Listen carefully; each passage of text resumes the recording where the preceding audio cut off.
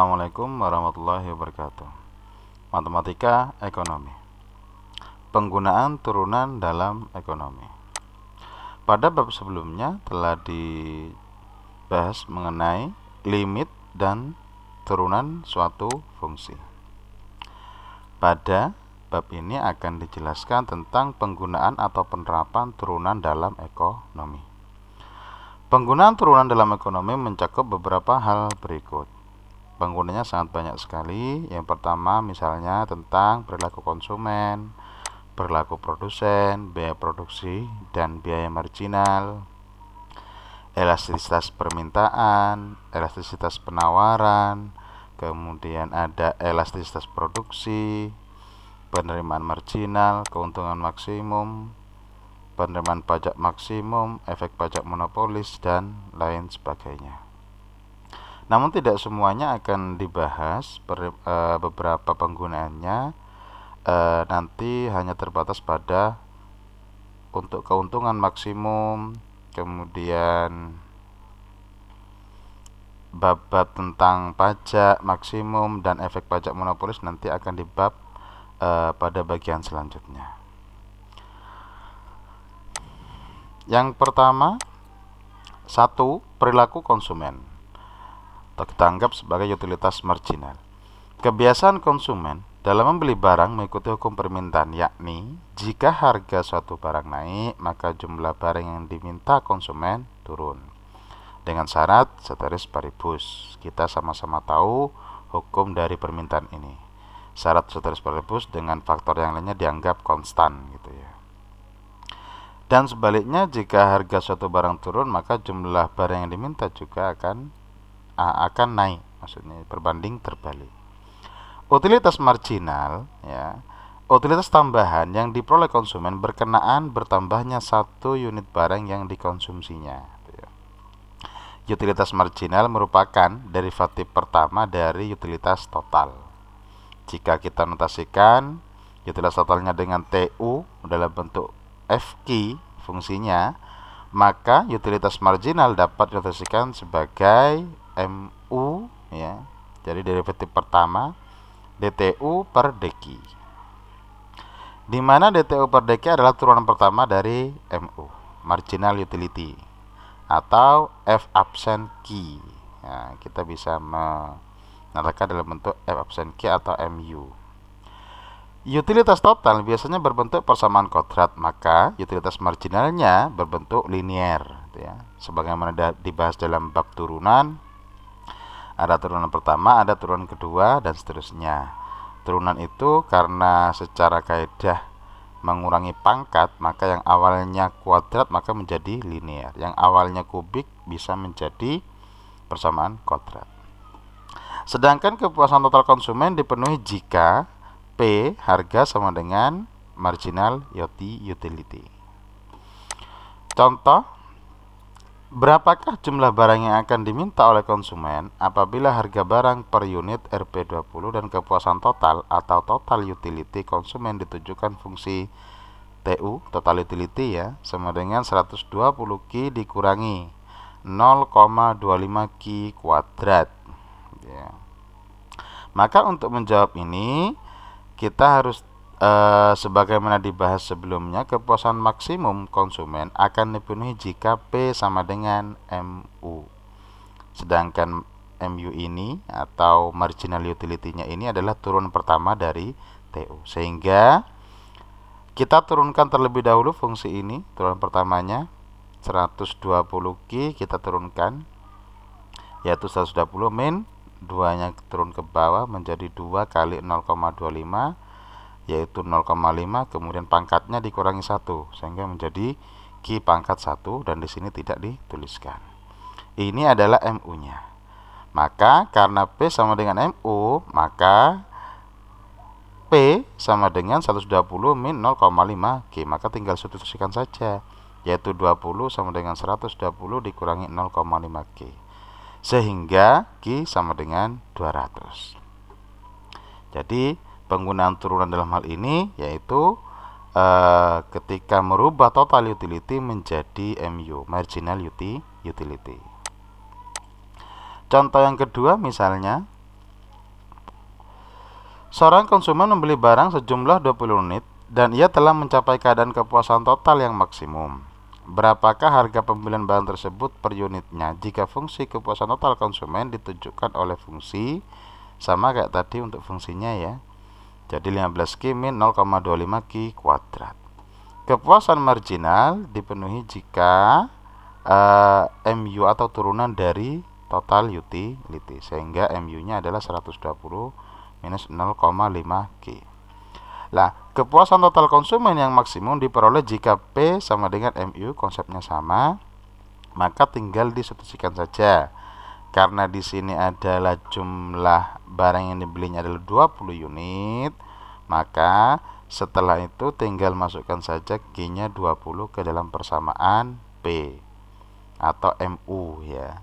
Karena P-nya adalah 120 min 0,5Q, maka Q-nya tinggal substitusikan saja, yaitu 20.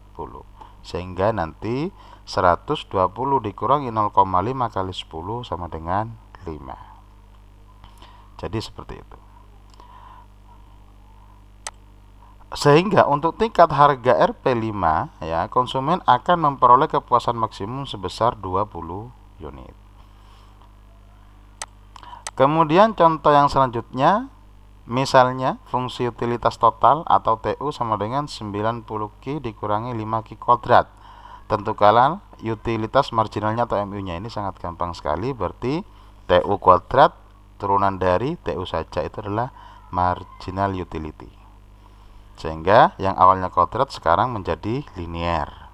Dari contoh ini kita bisa melihat, atau contoh-contoh sebelumnya juga sama. Yang awalnya adalah kuadrat menjadi linear. Maka saat marginal utility-nya sama dengan 0, Q sama dengan 9. Artinya saat MU-nya 0, maka Q-nya adalah 9. Tinggal substitusikan saja MU-nya 0. 0 sama dengan 90 dikurangi 10 Q, sehingga nanti ketemu Q-nya adalah 9. Lah, saat Q 9 ya, misalnya kita saat Q 9, TU sama dengan, kita masukkan ke fungsi awalnya ini, sehingga ketemu adalah 405 gitu ya. Jadi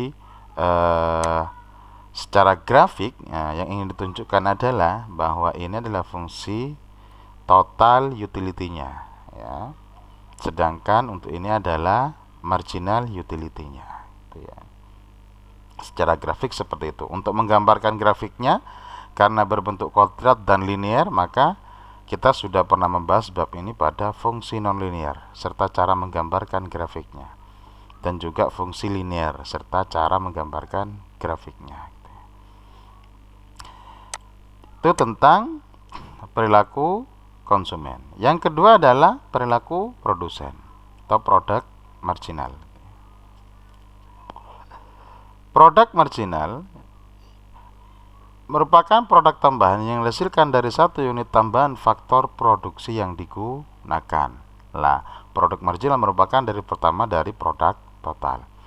Jika produk total produk ya, sama dengan Fx misalnya, maka produk marginal dapat dinotasikan sebagai MP marginal produk sama dengan TP absen. Jadi turunan pertama dari TP atau Fx sama saja ya. Misal F absen X dq per X, dimana dp per X adalah turunan pertama dari TP absen atau F absen X. Turunan pertamanya disimbolkan dengan TP absen atau F absen X, itu sama saja. Produk total biasanya berbentuk persamaan kubik, maka produk marginal pasti persamaan kuadrat karena turunan pertama dari produk total. Contoh misalnya, fungsi produk total P sama dengan 9X kuadrat min X pangkat 3. Tentu ini persamaan kubik karena pangkat 3 ya. Maka produk marginalnya yang ditanya MP ya, ini adalah kubik persamaan awalnya, kemudian kita turunkan saja menjadi kuadrat. Turunan dari 9X kuadrat sama dengan 18X dikurangi 3X kuadrat merupakan turunan dari X pangkat 3. Sehingga secara grafik seperti ini. Karena fungsi kubik, tentu menggambarkan grafiknya juga perlu lebih mendetail dibandingkan dengan kurva atau fungsi kuadrat gitu ya. Lah, di sini untuk fungsi kuadratnya, yaitu MP-nya. Sedangkan yang ini adalah TP atau P-nya, total produksinya. Kalau kita lihat di sini, titik belok P, ya, titik belok P dari fungsi kubiknya itu merupakan maksimum dari MP. Jadi hubungannya seperti itu. Dari marginal produknya. Selanjutnya adalah tentang elastisitas harga. Elastisitas suatu fungsi Y sama dengan Fx merupakan limit dari rasio antara perubahan relatif dalam Y terhadap perubahan relatif dalam X yang sangat kecil atau mendekati 0. Sedangkan notasi elastisitasnya ρ sama dengan EY per EX sama dengan limit delta X mendekati 0 ini ya limitnya. Limit dari apa? Yaitu delta Y per Y ya, karena merupakan perubahan relatif dalam Y terhadap perubahan relatif dalam X. Berarti delta Y, delta ini perubahan Y terhadap Y dibagi perubahan X terhadap X. Atau bisa juga sama dengan DY per DX dikalikan X per Y gitu ya. Sebagai ilustrasi gambarnya seperti ini. Ya, perubahan harga dari P0 ke P1 kita sebut sebagai delta P. Jadi kalau ini sumbu P, ini sumbu Q, maka perubahannya dari P0 menjadi P1 ini adalah delta P. Perubahan harga. Sedangkan persentase perubahan harganya ini ya, delta P per P kalikan 100%. Kemudian perubahan jumlah dari Q0 ke Q1 sama dengan delta Q. Jadi maksud dari perubahannya dari delta 0 ke delta Q. Kalau mengikuti garis ini maka Q0 ini nanti mengarah ke P0, sedangkan Q1 mengarah ke P1. Maka seiring dengan perubahan ini, perubahan dari Q0 ke Q1 delta Q, maka persentase perubahan jumlah Q-nya maksudnya adalah delta Q per Q0 kalikan 100%. Sehingga elastisitasnya sama dengan delta Q per Q0 dikalikan 100% per harga ya, delta P per P0 kalikan 100%. Sama dengan delta Q per delta P dikalikan P0 per Q0. Itu terkait dengan konsep elastisitas. Sekarang elastisitas permintaan. Elastisitas harga permintaan merupakan suatu koefisien yang menjelaskan besarnya perubahan jumlah yang diminta akibat adanya perubahan harga. Jadi kalau dalam grafik tadi, bagaimana jika mengalami perubahan jumlah, maka efek perubahan harga juga berubah. Nah, jika fungsi permintaan QD sama dengan FP, maka elastisitas permintaan dapat dinotasikan sebagai, ini adalah notasi elastisitas permintaan ya, persentase delta QD per persentase delta P ya, atau nanti pada akhirnya nanti adalah D QD per DP kalikan P per QD turunan pertamanya ya, dikalikan P per QD. Kemudian di mana DQD per DP adalah turunan pertama. Ya, jadi penggunaan turunannya adalah pada di sini untuk menentukan elastisitas dari suatu permintaan. Untuk menentukan suatu elastisitas dari permintaan. Jika elastisitasnya lebih besar daripada 1, maka kita sebut elastik. Perubahan harga mengakibatkan perubahan yang lebih besar dari jumlah barang yang diminta. Lah, sedangkan jika elastisitasnya, nilai mutlaknya ya, sama dengan 1, maka elastik linear. Persentase perubahan harga sama besarnya dengan persentase perubahan jumlah barang yang diminta. Sedangkan kebalikannya, yaitu inelastik, itu jika kurang dari 1. Persentase perubahan harga mengakibatkan perubahan ya, barang yang diminta yang lebih kecil. Jadi itu terkait dengan elastisitas permintaan. Jadi nanti ada 3 macam, elastis atau elastik uniter atau inelastik gitu ya. Contoh misalnya, fungsi permintaan suatu barang ditunjukkan oleh QD sama dengan 25 min 3P kuadrat. Tentukan elastisitas permintaannya pada tingkat harga P sama dengan 5.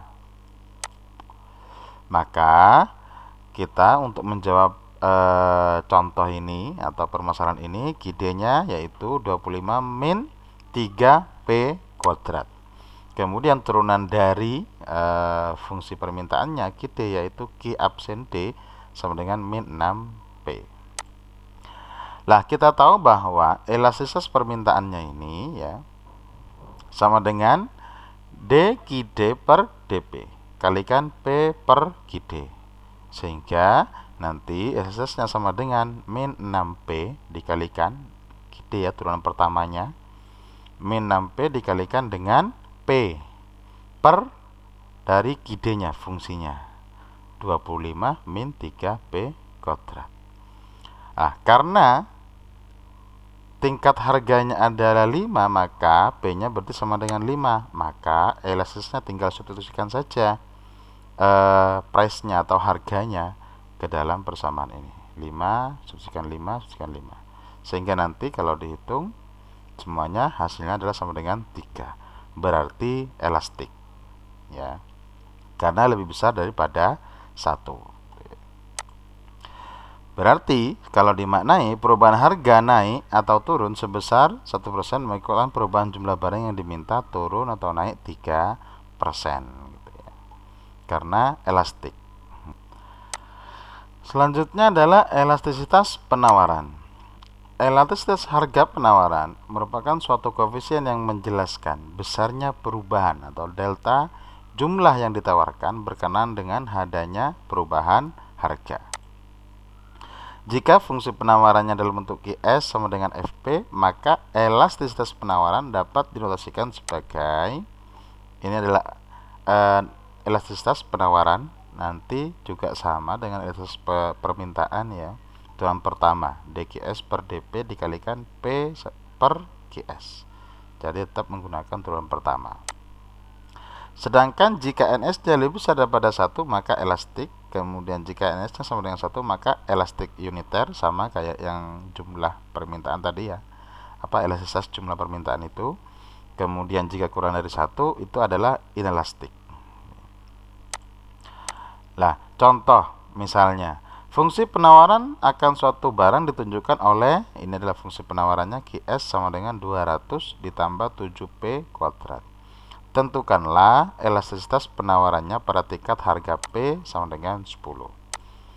Q, ini adalah QS ya, penawarannya. Kemudian turunan pertamanya adalah 200, turunannya adalah 0. Kemudian 7P kuadrat, turunannya adalah 14P. Sehingga maka elastisitas penawarannya bisa kita substitusikan turunan pertamanya ini ya, 14P dikalikan dengan P per QS. P per QS, ini adalah QS-nya. Nah, kemudian tinggal masukkan saja untuk tingkat harganya yaitu sama dengan 10, sehingga substitusikan 10 ke P-nya ini ya. Substitusikan juga ke sini dan ke sini. Sehingga ketemu 2,8. Karena lebih besar daripada 1 berarti elastik.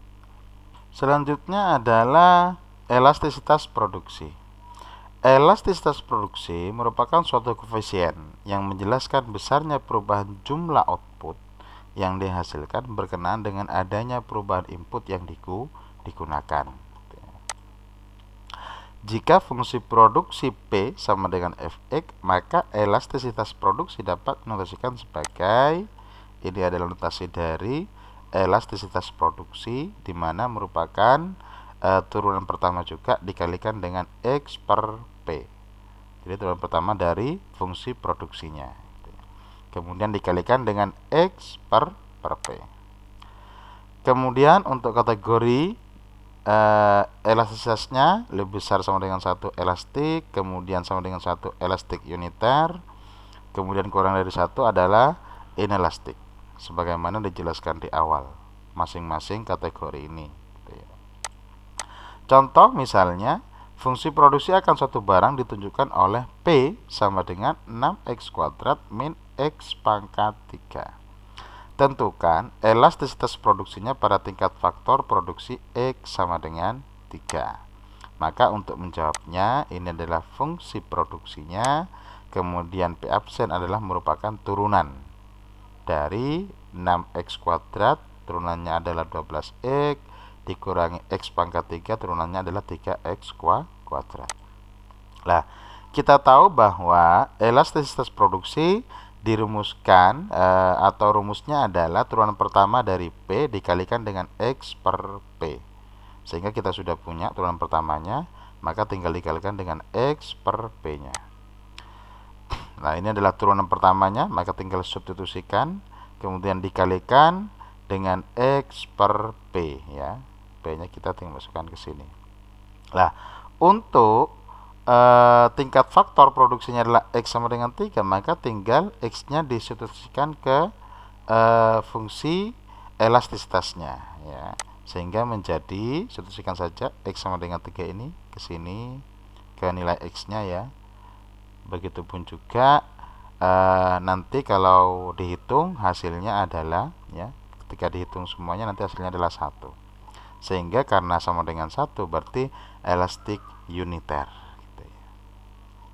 Itu terkait dengan elastisitas. Selanjutnya adalah biaya produksi, biaya marginal. Biaya marginal merupakan biaya tambahan yang dikeluarkan untuk menghasilkan 1 unit tambahan produk gitu ya. Itu pemahaman dari biaya marginal. Biaya marginal merupakan derivatif pertama dari biaya total atau total cost.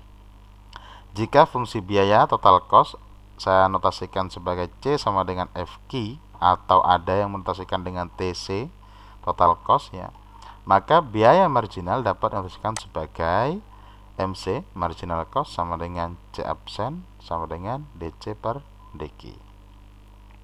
Turunan pertama dari C ya, atau TC. Nah, kurva biaya total biasanya berbentuk persamaan kubik. Kemudian maka biaya marginal pasti persamaan kuadrat gitu ya.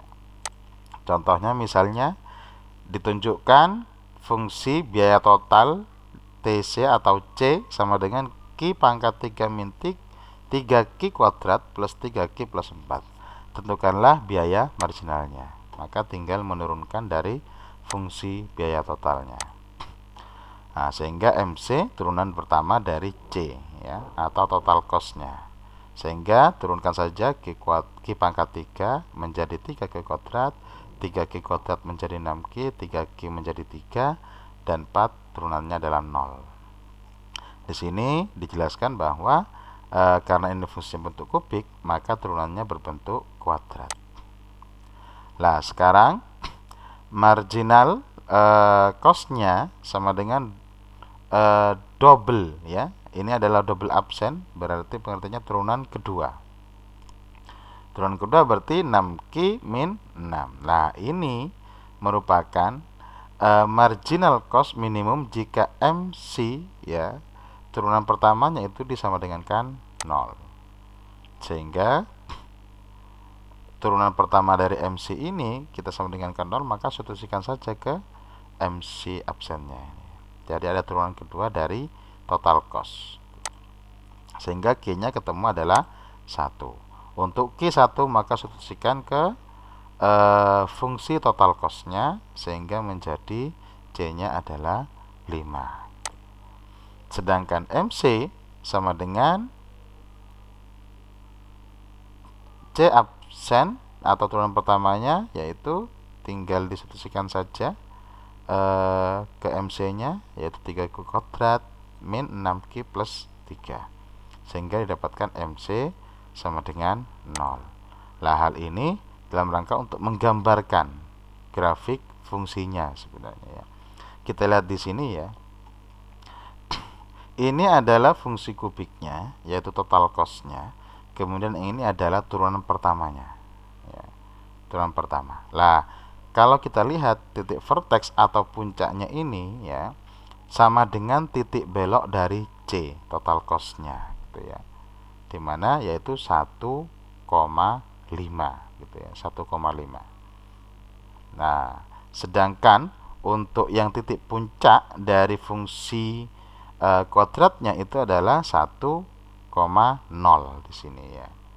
Nah, ini yang dimaksud bahwa marginal cost minimum terendahnya itu sama dengan titik belok dari C atau total cost-nya. Ini adalah titik beloknya. Itu untuk terkait dengan biaya marginal, gitu ya, beserta gambaran atau analisis kurvanya. Selanjutnya adalah biaya marginal dan biaya rata-rata, hubungannya ya. Jadi hubungan antara biaya marginal dan biaya rata-rata. Biaya rata-rata atau average cost sama dengan biaya marginal atau marginal cost saat biaya rata-rata mencapai nilai minimum. Sebelum ini sudah dibahas tentang biaya minimumnya itu ya. Misal total cost kita simbolkan dengan C sama dengan FG, atau ada juga yang menyimpulkan dengan TC atau total cost gitu ya. Kemudian biaya marginalnya adalah MC sama dengan C absen ya, turunan pertamanya.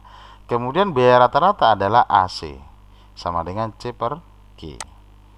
Contoh misalnya ya, C sama dengan Q pangkat 3 min 6 Q kuadrat plus 15 Q. Maka akan ditunjukkan biaya rata-rata minimum sama dengan biaya marginal ya. Jadi biaya rata-ratanya sama dengan biaya marginal. Kita tahu bahwa biaya marginal itu adalah MC, berarti turunan pertama dari C ya, sehingga kita turunkan saja yang awalnya Q pangkat 3 diturunkan menjadi 3 Q kuadrat. Kemudian 6 Q kuadrat diturunkan menjadi 12 Q, kemudian ini turunannya menjadi 15. Sedangkan biaya rata-rata adalah AC sama dengan C per Q. Berarti C ini fungsinya dibagi dengan Q. Nah, karena dibagi dengan Q berarti Q pangkat 3 menjadi Q pangkat 2 karena dibagi dengan Q. Kemudian yang min 6 Q kuadrat menjadi min 6 Q. Kemudian 15 Q menjadi 15. Ini bukan turunan ya. AC ini bukan turunan namun dibagi dengan Q berdasarkan rumus biaya rata-rata atau average cost gitu ya. Sehingga untuk AC absennya sama dengan kan 0 ya, karena ini adalah biaya rata-rata minimum, maka diturunkan ya. Biaya rata minimum itu terpenuhi jika AC absen sama dengan 0. Maka turunan dari AC yaitu Q kuadrat menjadi 2Q, kemudian min 6Q menjadi min 6 sama dengan kan 0, hasil Q-nya adalah 3. Jadi biaya rata-rata minimum terjadi saat AC sama dengan 0, yaitu Q-nya adalah 3. Nah, sekarang kalau Q didapatkan sama dengan 3, maka tinggal substitusikan ke MC dan AC-nya. Sehingga kalau dimasukkan ke MC-nya ketemunya adalah 6, kemudian kalau disubstitusikan ke AC-nya juga ketemu 6 gitu ya. Misal grafiknya seperti ini kalau digambarkan ya. Kita lihat tadi berdasarkan penyelesaian secara aljabar tadi ya. Di sini adalah grafik fungsi AC. Kemudian ini adalah grafik fungsi dari MC. Gitu ya.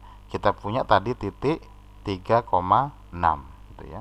Di sini MC sama dengan AC saat MC atau marginal cost-nya pada titik ekstrim minimum. Titik ekstrim minimum berarti adalah puncak dari MC-nya ini ya, yaitu adalah 3,6. Nah, jadi ilustrasi mengenai hubungan antara marginal cost atau MC dengan average cost yaitu AC adalah seperti ini ilustrasinya. Jadi MC sama dengan AC saat MC pada titik ekstrim minimum gitu ya. Selanjutnya adalah penerimaan marginal. Penerimaan marginal merupakan penerimaan tambahan yang diperoleh berkenaan bertambahnya satu unit keluaran yang diproduksi atau terjual gitu ya. Sama dengan pembahasan sebelumnya, penerimaan marginal merupakan derivatif atau turunan pertama dari penerimaan total. Misal kita simpulkan dengan R, revenue ya, atau TR, ada yang menotasikan TR juga, total revenue, sama dengan FG. Maka penerimaan marginal dapat dinotasikan sebagai marginal revenue sama dengan R absen atau TR absen atau turunan pertama ya, turunan pertama atau derivatif pertama. Nah, kurva penerimaan total biasanya berbentuk persamaan kuadrat, maka turunan pertamanya pasti berbentuk fungsi linier gitu ya. Contoh misalnya kita punya fungsi permintaan P sama dengan 16 min 2Q. Tentukanlah penerimaan total dan marginalnya. Nah, jawab kita punya R itu adalah P kali Q. Penerimaan itu kan merupakan harga dikalikan dengan jumlah produksinya gitu ya, jumlah barangnya. Itu adalah total revenue penerimaan. Sehingga kalau rumus R atau total revenue adalah P kalikan Q, maka kalau ini adalah fungsi permintaannya, maka tinggal dikalikan dengan Q. Sehingga 16 dikalikan dengan Q hasilnya adalah 16Q, kemudian dikurangi dengan kalikan Q juga, berarti 2Q kuadrat. Sekali lagi, kenapa kok dikalikan dengan Q? Karena total revenue itu sama dengan P kalikan Q, sedangkan fungsi P nya adalah 16 min 2Q, maka dikalikan Q hasilnya adalah ini, berbentuk fungsi kuadrat. Nah, sekarang penerimaan marginalnya adalah turunan pertama dari R ya, dari total revenue-nya. Jadi tinggal diturunkan saja, berarti 16Q turunannya adalah 16, kemudian turunan dari 2Q kuadrat turunannya adalah 4Q, berbentuk linear. Lah, untuk Q sama dengan 0, misalnya misalkan Q nya sama dengan 0, MR sama dengan 16. Kemudian kalau MR-nya sama dengan 0, maka Q dapatkan sama dengan 4. Tinggal masukkan saja ke masing-masing fungsinya ya. Nah, sedangkan untuk Q sama dengan 4, maka nanti R-nya ketemu 32 gitu ya. Sehingga kita dapat menggambarkan grafiknya seperti ini. Nah, ini adalah grafik fungsi dari total revenue-nya, kemudian ini adalah MR-nya. Yang ingin disampaikan di sini adalah R maksimum. Ya, R maksimum jadi total penerimaan tertinggi yang paling maksimum ya, di sini titik puncak ini dari R ya, titik puncaknya berarti ini penerimaan tertinggi gitu ya. Itu sama dengan perpotongan R dengan sumbu X. Jadi penerimaan tertingginya itu adalah lurus dengan perpotongan MR dengan sumbu X. Jadi kita bisa menggunakan untuk mengetahui total penerimaan tertinggi maksimumnya itu dengan menggunakan fungsi MR-nya ini, yaitu perpotongan MR dengan sumbu X. Maka itulah penerimaan tertinggi atau maksimumnya ya. Itu yang ingin dianalisis dalam contoh ini. Selanjutnya adalah hubungan produk marginal dan produk rata-rata. Produk rata-rata sama dengan produk rata-rata sama dengan produk marginal saat produk rata-rata mencapai nilai maksimum, laki-laki maksimum sini ya. Misalkan fungsi produk sama dengan P sama dengan FE, kemudian produk marginalnya adalah MP, produk rata-ratanya adalah AP misalnya ya. Maka misalnya kita punya contoh P sama dengan 9X pangkat 2 min X pangkat 3, maka akan ditunjukkan produk rata-rata maksimum sama dengan produk marginal. Ini sama halnya dengan yang sebelumnya ya. Produk marginalnya berarti MP, yaitu di turunan pertamanya 18X turunan dari 9X kuadrat dikurangi dengan 3X kuadrat turunan dari X pangkat 3. Kemudian produk rata-ratanya karena P per X, maka fungsi ini dibagi dengan X. 9X kuadrat dibagi X hasilnya adalah 9X, kemudian X pangkat 3 dibagi dengan X hasilnya adalah X pangkat 2. Lah, untuk AP absen sama dengan 0, ini adalah untuk produk nilai maksimumnya ya, maka disama dengan 0, turunan dari AP nya. Sehingga kalau disama dengan 0, AP absennya itu X-nya ketemu 4,5. Maka kemudian tinggal substitusikan saja ke nilai MP dan AP-nya gitu ya. Sehingga nanti ketemu 20,25 kemudian 20,25. Ini yang dimaksud bahwa MP sama dengan AP ya. Nah, secara grafik kita tahu bahwa yang ingin disampaikan dari analisis contoh ini adalah bahwa MP sama dengan AP saat MP pada titik ekstrim maksimum. Artinya apa? Jadi titik puncak dari MP ini ya, itulah terjadi di mana MP sama dengan AP. Perpotongan ini ya. Berarti kita bisa tahu marginal produknya itu maksimum di perpotongan ini dengan kurva AP yaitu 9x min x kuadrat. Selanjutnya adalah keuntungan maksimum. Nanti akan dibahas secara terperinci mengenai keuntungan maksimum lebih jauh. Ini sebagai pengantar untuk keuntungan maksimum ya.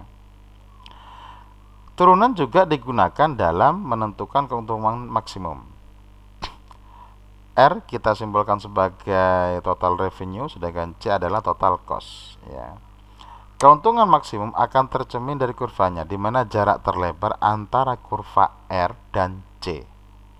Kurva R itu adalah kurva dari total revenue, sedangkan C adalah total cost, artinya total penerimaan dan total pengeluaran.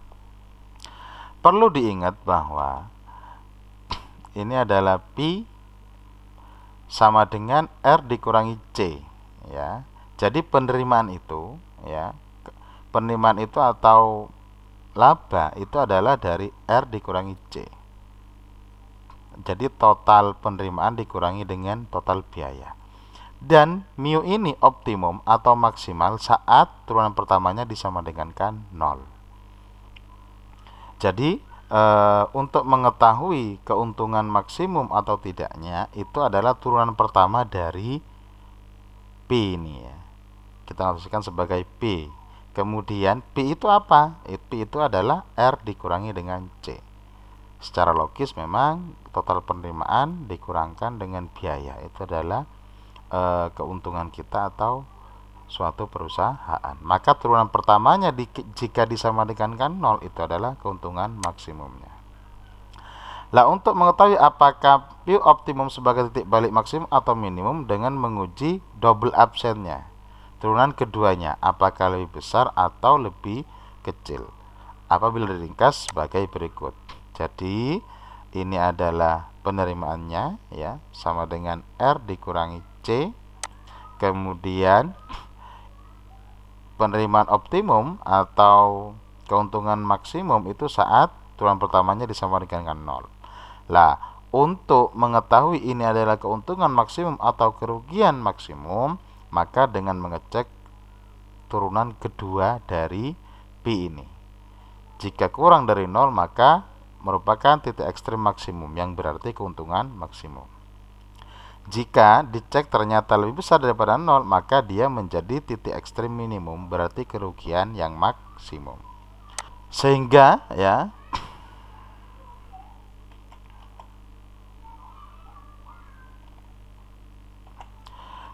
syarat agar diperoleh keuntungan maksimum adalah yang pertama, yaitu syarat pertamanya adalah P absen sama dengan 0. Ini syarat perlu. Kemudian P double absennya kurang dari 0. Itu adalah syarat yang kedua.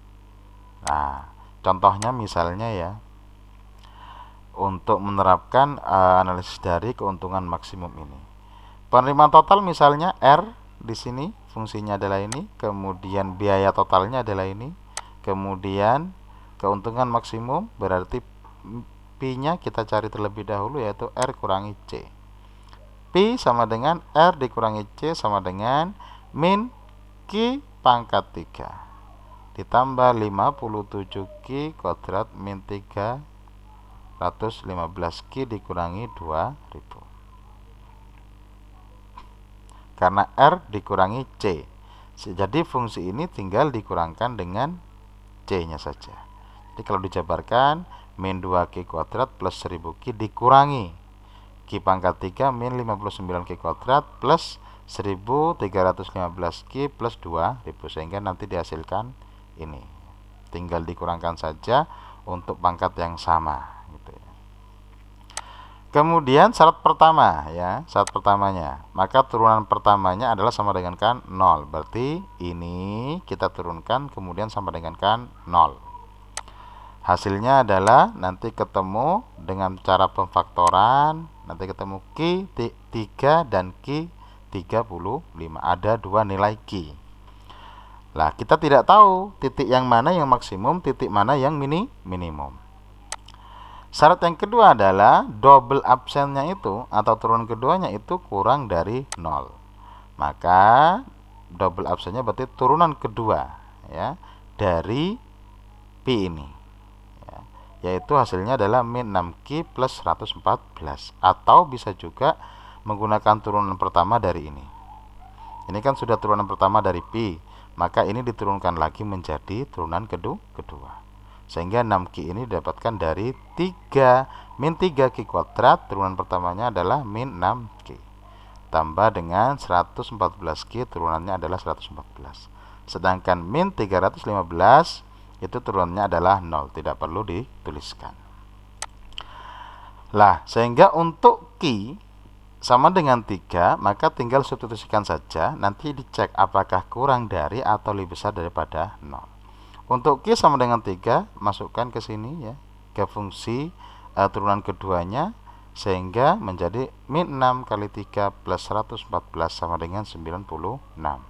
Lebih besar daripada 0. Sehingga ini adalah titik ekstrim minimum atau kerugian maksimum. Sedangkan untuk Q yang 35 ya, yang 3 sudah tadi ternyata adalah kerugian maksimum.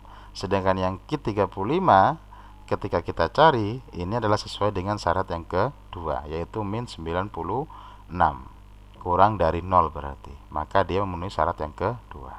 Berarti ini adalah titik ekstrim maksimum atau keuntungan maksimumnya. Berarti keuntungan maksimum terjadi saat Q-nya adalah sama dengan 35. Secara perhitungan besarnya keuntungan maksimum, maka tinggal dimasukkan saja, yaitu Q sama dengan 35, maka masukkan saja ke fungsi P-nya ini ya. Sehingga ketemu adalah 13.925. Berarti ini adalah keuntungan maksimumnya. Jadi begitu cara mencari syarat pertama dan syarat keduanya agar keuntungan maksimum. Secara grafik ini adalah fungsi atau C dan R-nya, jadi cost atau revenue-nya, total cost ya, atau total revenue-nya. Ini adalah fungsi C-nya, total cost-nya, berbentuk fungsi kubik. Sedangkan yang ini adalah bentuk fungsi kuadrat, yaitu revenue, total penerimaannya. Lah, kita lihat tadi Q-nya adalah sama dengan 3, ternyata adalah titik ekstrim minimum. Sedangkan yang ini adalah titik Q-nya adalah titik ekstrim maksimum. Ya. Nah, di sini yang dimaksud adalah ketika kalau dalam analisis gambarnya, ketika yang berwarna pink ini atau TR ini lebih tinggi daripada C, misalnya di sini, berarti dia mengalami keuntungan. Tapi kalau posisi yang di sini, misalnya ya, ini ya pada Q sama dengan 3, dia mengalami kerugian. Kenapa? Karena fungsi biayanya lebih tinggi daripada fungsi total penerimaannya, yaitu revenue-nya. Dicoba saja nanti, misalnya Q-nya sama dengan 3, masukkan saja. Nanti dia mengalami kerugian. Karena secara kurva yang biru ini lebih tinggi daripada kurva yang berwarna pink, yaitu penerimaan. Sedangkan di wilayah ini adalah wilayah keuntungan. Nah, sedangkan yang sebelah kanannya lagi adalah wilayah kerugian. Nah, dilihat dari kurvanya. Sedangkan BEP ini adalah titik potong antara TC dan TR, atau total biaya dan total penerimaan. Berarti dia tidak mengalami keuntungan dan juga tidak mengalami kerugian. Break even point. Jadi suatu titik di mana sebuah perusahaan tidak mengalami keuntungan maupun kerugian. Nah, jadi analisisnya seperti itu. Sekali lagi, ini adalah wilayah di mana mengalami kerugian, yang ini juga mengalami kerugian, dilihat dari kurvanya yang ada di atasnya.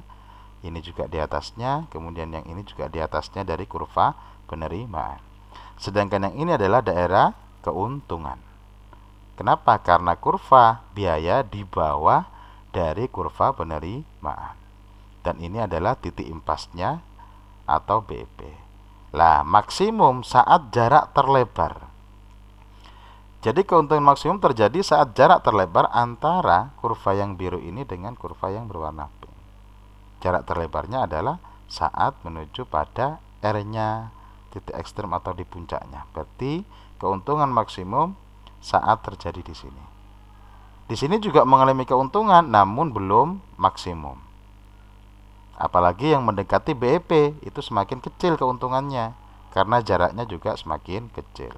Maka keuntungan maksimum didapatkan saat jarak terlebar antara pengeluaran atau biaya dengan penerimaan.